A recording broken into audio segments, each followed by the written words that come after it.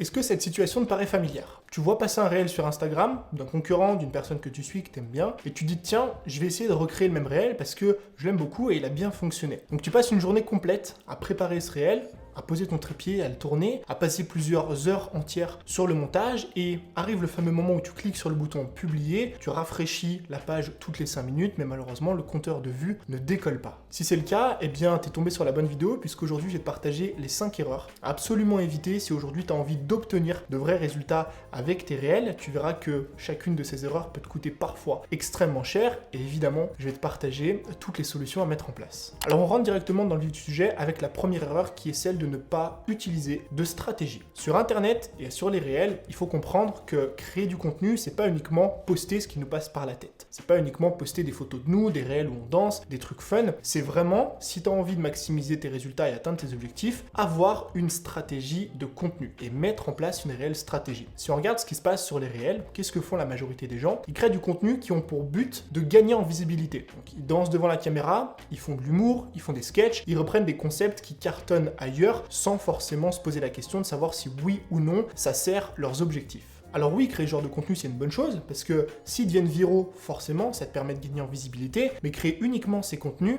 ça suffit pas. Et pour ça, il faut que tu comprennes un principe fondamental du marketing, c'est ce qu'on appelle la journée du consommateur. La journée du consommateur, c'est toutes les étapes par lesquelles va passer une personne qui ne te connaît pas jusqu'à ce qu'elle soit fan de toi, ou dans le cadre d'un business, qu'elle devienne cliente chez toi. Si tu regardes le schéma juste ici, tu vois que la personne va passer par différentes phases au fil des jours, des semaines, parfois des mois. Je ne te connais pas à je te connais à je t'apprécie à je suis fan de toi ou je te fais confiance, et je te fais confiance à, si tu as un business, je deviens cliente chez toi. Le problème, quand tu n'as pas de stratégie et que tu te contentes uniquement de poster ce qui te passe par la tête, ou alors de créer du contenu qui a uniquement pour but de remplir la première étape, donc de gagner en visibilité, malheureusement tu passes à côté d'énormément de choses. Parce que non seulement tu permets à personne de passer de ce stade de je te connais à je t'apprécie, mais en plus si tu as un business, tu permets à personne de passer de ce stade de je suis fan de toi à je deviens cliente chez toi, et donc tu génères aucun chiffre d'affaires. Pour ça, je vais te prendre plusieurs exemples. Ce réel juste ici, c'est un réel que j'ai posté qui a pour but de promouvoir l'une de mes formations. Tu vois que même si c'est un réel qui est un petit peu humoristique, c'est l'angle que je prends, le fond derrière, c'est vraiment de promouvoir ma méthode et une formation qui en découle. Ce réel a pour but de répondre à la dernière partie de notre journée du consommateur et de convertir un fan en client. Ce réel ici, par exemple, avait un objectif très différent. C'était celui, comme on en parlait au début, de passer de je ne te connais pas à je te connais, donc de gagner en visibilité. Et ce dernier réel-là, par exemple, il a pour but de créer une relation de confiance avec mon audience. Et en l'occurrence, de passer d'une personne qui m'apprécie à une personne qui devient fan de moi. Donc avant de faire quoi que ce soit, assure-toi justement de travailler cette journée du consommateur, de mettre en place une stratégie de réel qui remplit tous les objectifs. Ne fais pas comme font énormément de personnes à se concentrer uniquement sur un objectif, par exemple de visibilité, mais d'autres se concentrent trop sur un objectif de vente, ne créent que des réels dans lesquels ils parlent de leurs produits, et encore une fois, tu vas délaisser énormément d'autres personnes. La deuxième erreur, c'est celle de sauter sur les tendances au mauvais moment. Donc oui, les tendances sur Instagram, c'est un excellent outil pour devenir viral parce que, comme son nom l'indique, une tendance, c'est quelque chose qui fonctionne bien en ce moment, en général qui est créatif, qui est très apprécié, très consommé, et en fait, plus tu sautes rapidement, donc plus tu réalises rapidement une tendance, plus tu as de chances que ton réel devienne viral. Mais cette théorie fonctionne uniquement jusqu'à un certain point. Pour comprendre ce concept, il faut comprendre ce qu'on appelle la théorie de la diffusion d'une innovation. C'est le schéma que je te mets juste ici. En fait, cette courbe représente comment se diffuse une innovation au sein d'un marché. Tu vois qu'elle est segmentée en deux marchés. Premièrement, le marché de niche, qui est composé des innovateurs, donc les personnes qui vont lancer une idée ou un mouvement, et ensuite des early adopters. C'est les premières personnes qui vont croire en cette idée, croire en ce mouvement, ou alors reprendre ces concepts. Et ensuite, on a ce qu'on appelle le marché de masse. Le marché de masse, c'est la majorité précoce et tardive qui représente en général 70% de la population, et ensuite les retardataires. Et on peut faire le rapprochement entre les deux. Pourquoi? Parce que plus tôt tu utilises une tendance, donc si tu fais partie des innovateurs, les personnes qui lancent l'idée ou le concept, ou alors si tu fais partie des early adopters, plus tes chances de réussite, donc plus tes chances que ton réel devienne viral, sont élevées. En revanche, plus tu adoptes cette tendance tard, moins tes chances de réussite sont élevées. Et c'est extrêmement simple à comprendre, je pense que tu l'as déjà vécu sur Instagram. Qu'est-ce qui se passe quand tu tombes sur une tendance qui est à ses débuts? T'aimes bien, tu trouves que c'est créatif, tu trouves l'idée géniale, t'apprécies, donc tu consommes le contenu. Mais qu'est-ce qui se passe maintenant quand ce réel, tu l'as vu une première fois, une 10e fois, une 50e fois, ou alors une 100e fois dans la même journée?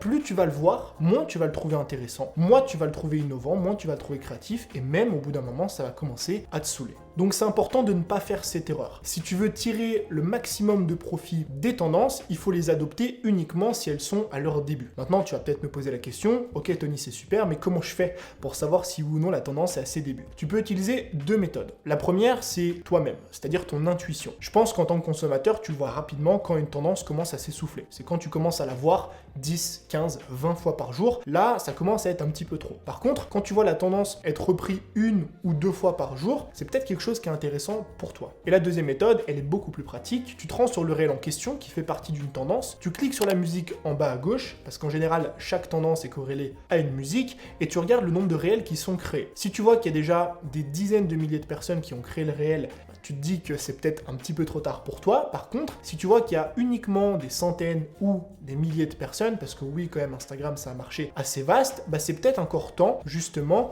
de profiter de cette tendance-là. La troisième erreur à éviter, c'est celle de ne pas hameçonner son audience. Pourquoi? Parce qu'Instagram, comme n'importe quel réseau social, est aujourd'hui en pleine guerre de l'attention. On est tous là devant nos téléphones, il y a de plus en plus de contenu, de plus en plus de consommateurs, donc de moins en moins de temps d'attention, de temps d'écran par utilisateur. Si tu regardes ce graphique, tu vois que sur une vidéo classique postée sur Internet, tu perds en moyenne 60% de ton audience dès les 15 premières secondes. Et sur les réels, c'est encore pire. Parce que non seulement on a un format qui est très court, qui doit être très divertissant, très rapide, mais en plus de ça, on a un échappatoire qui est très simple. Parce qu'une personne a juste à swiper vers le haut pour passer au réel suivant. C'est pour ça que c'est important aujourd'hui d'avoir ce qu'on appelle un hook, qui en français donc veut dire hameçonnage, et finalement d'attirer l'attention de son audience dans les 3 premières secondes de son réel. Le principe il est extrêmement simple, il faut que tu lui donnes une raison de rester jusqu'à la fin. Ça peut être en posant une question, en suscitant son intérêt, ou alors en suscitant sa curiosité. Je vais te prendre comme exemple ce réel que j'ai récemment publié sur Instagram et qui fait partie aujourd'hui d'un de mes réels les plus vus, alors que ça fait même pas 2 semaines que je l'ai publié. Si tu regardes les 3 premières secondes de la vidéo, on a 2 choses intéressantes. Premièrement, on a une vidéo qui est belle, qui donne envie, parce que c'est une vidéo de drone que j'ai tournée ici à Bali. Et ensuite, on a un mot qui est fort, qui est le mot « meurt ». Si j'ai fait ça, c'est justement pour attirer l'attention et la curiosité de mon viewer. Plutôt que de mettre cet extrait-là, qui est le plus bel extrait du réel, à la fin, comme récompense, comme apothéose, je le mets au début. Parce qu'encore une fois, c'est les secondes les plus importantes. Et deuxièmement, j'oppose cette image-là, qui est positive et qui donne envie, à un mot qui est fort et qui est négatif. Le mot meurt, pour que les gens se posent la question, finalement, qu'est-ce qu'il entend par là? Qu'est-ce que ça veut dire? Tiens, ça m'intéresse, je suis curieux, je vais regarder la suite. Le but du hameçonnage, donc du hook, c'est que dans les 3 premières secondes de la vidéo, la personne se dise « Tiens, ça m'intéresse, je vais regarder la suite ». Et si tu fais ça, tu vas voir que tu vas drastiquement augmenter la rétention de tes réels et donc les résultats que tu vas obtenir. La 4e erreur à éviter, c'est celle d'essayer de comprendre l'entièreté de ce qui se passe avec tes réels. Je l'ai dit de nombreuses fois sur Instagram et en vidéo et je le redis, il y a une part d'inconnu dans les réels non négligeable qu'il faut prendre en compte et sur laquelle surtout on ne doit pas se concentrer. Parce que plus tu vas essayer de maîtriser tout ce qui se passe avec tes réels, moins tu vas y arriver, plus tu vas être anxieux et plus tu vas détériorer finalement la relation que tu as avec les réels et donc avec ton travail. Pour t'illustrer ça, je vais te prendre un exemple. Ça, c'est un réel que j'ai publié au cours de mon défi du mois d'avril de publier un réel par jour pendant 30 jours. D'ailleurs, je te mets la vidéo en fiche juste ici si jamais elle t'intéresse. Il y a quelque chose qui est assez intéressant avec ce réel parce qu'il fait 200 000 vues. C'est l'un des meilleurs réels que j'ai publié sur mon compte Instagram et pourtant, durant les 3 premiers jours, c'est l'un des pires réels que j'ai publié. Si tu regardes les chiffres, le premier jour, donc au bout de 24 heures, le réel génère 3700 vues, le deuxième jour 4500 et le troisième jour 5800. Tu vois que comparé à d'autres réels, il se trouve en général dans la moyenne basse. Ce qui est très intéressant, c'est ce qui se passe à partir du 11e jour. Tu vois que je passe de 9500 à 10 600 vues et dans les 4 jours qui suivent, je passe de 10 000 à plus de 110 000 vues.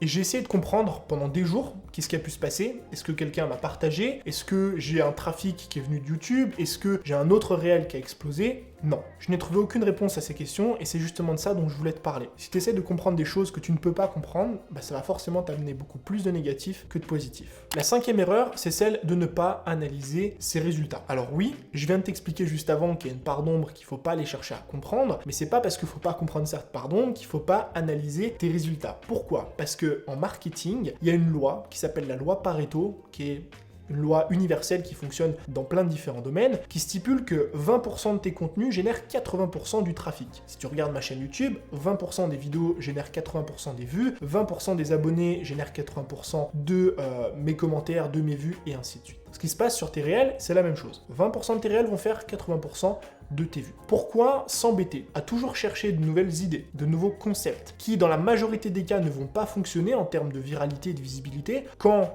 sous ton nez, sous tes yeux, sur tes contenus, tu as déjà cette loi Pareto-là que tu peux répéter. Pourquoi vouloir trouver de nouvelles idées quand tu peux reprendre les 20% de tes contenus qui fonctionnent le mieux, les répliquer, les dupliquer, en faire différents épisodes pour maximiser sur quelque chose qui fonctionne déjà?